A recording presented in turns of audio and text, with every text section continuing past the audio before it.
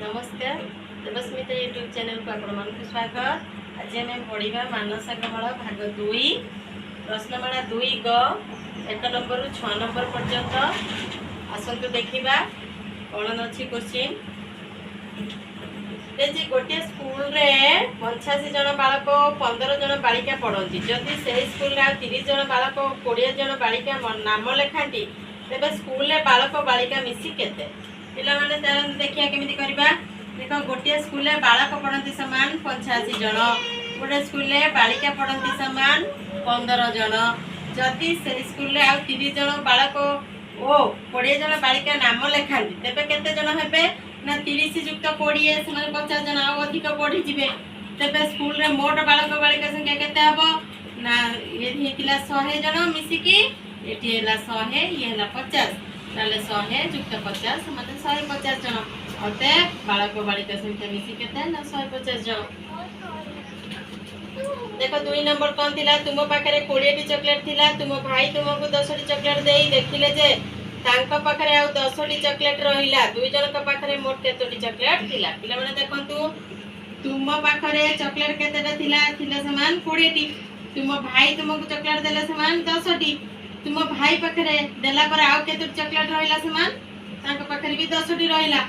तेबे मोट संख्या चॉकलेट संख्या केतेला ना 20 युक्त 10 युक्त 10 ताले 20 युक्त 10 युक्त 10 मिसी गेला 40 टी। अतएव तुम दुई जन का पाखरे मोट 40 टी चॉकलेट रहिला। नंबर 3 सीता पाखरे 2 दशा 5 एकटी और गीता पाखरे 1 दशा 7 एकटी काचगुली अछि।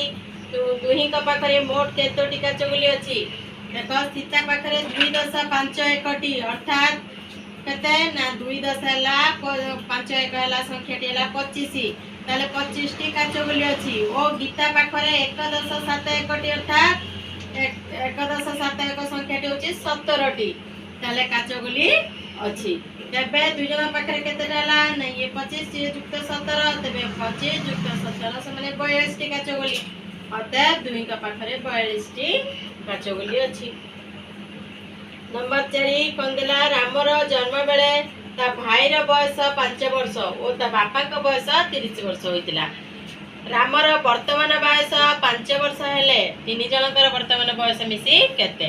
देखो राम जन्म बेले ता भाईर बयस केते हितला ना 5 वर्ष, बापा का बयस केते हितला ना 30 वर्ष। वर्तमान रामर बयस केते ना 5 वर्ष ताले वर्तमान भाईर बयस बाहर करिया केते ना 5 युक्त 5 जन्म हला को 5 वर्ष तक होइतिला। तेनु वर्तमान ताकू हबो 5 युक्त 5 माने 10 वर्ष।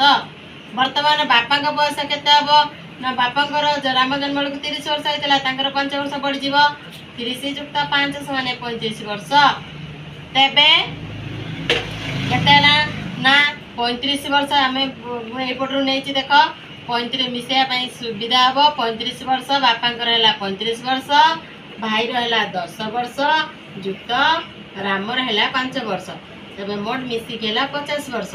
अतः वर्तमान 3 जन का बयस मिसी 50 वर्ष। नेक्स्ट 5 नंबर देला गोटिए बस रे 54 जन यात्री थिले और गोटिए साना बस रे 16 जन यात्री थिले। दुईटी बस रे मोट केते जन यात्री थिले देखंतु गोटिए बड़ बस रे यात्री थिले समान 54 जन और गोटे सान बस रे यात्री थिले समान 16 जन। तेबे 54 युक्त 16 समान 70 जन। अतएव दुईटी बस रे मोट 70 जन यात्री थिले। नंबर 6 तुम बगीचा रे नड़िया गछ ठारू आंब गछ 10 टी अधिक और आंब गछ ठारू पणस गछ 10 टी अधिक। तुम बगीचा रे 10 टी नड़िया गछ थिले बगीचा रे थिबा मोट गछ संख्या केते पिला माने एठी देखो आगे हमें देखिए तुम बगीचा रे नड़िया गछ केते थिला माने देखो सेकेंड लाइन ले लिखा है तुम बगीचा रे 10 टी नड़िया गछ थिला।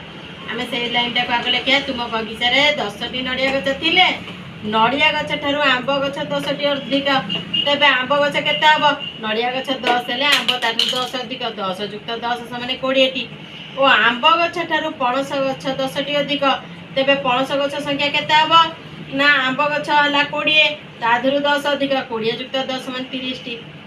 तेबे केते हला ना 10 नड़िया गछ 10 तापर देला आंब गछ युक्त 20 युक्त पणस गछ है 30 सब जाक मिसिकेला 60टी अतः बगीचार मोट 60टी आंब गछ थिला। नेक्स्ट क्लास रे आमे पढ़िबा 6 नंबर नेक्स्ट जते अंक रहिली आज ये निश्चित भाव में लाइक कमेंट जनइबे और शेयर करेंगे रहिली जय जय।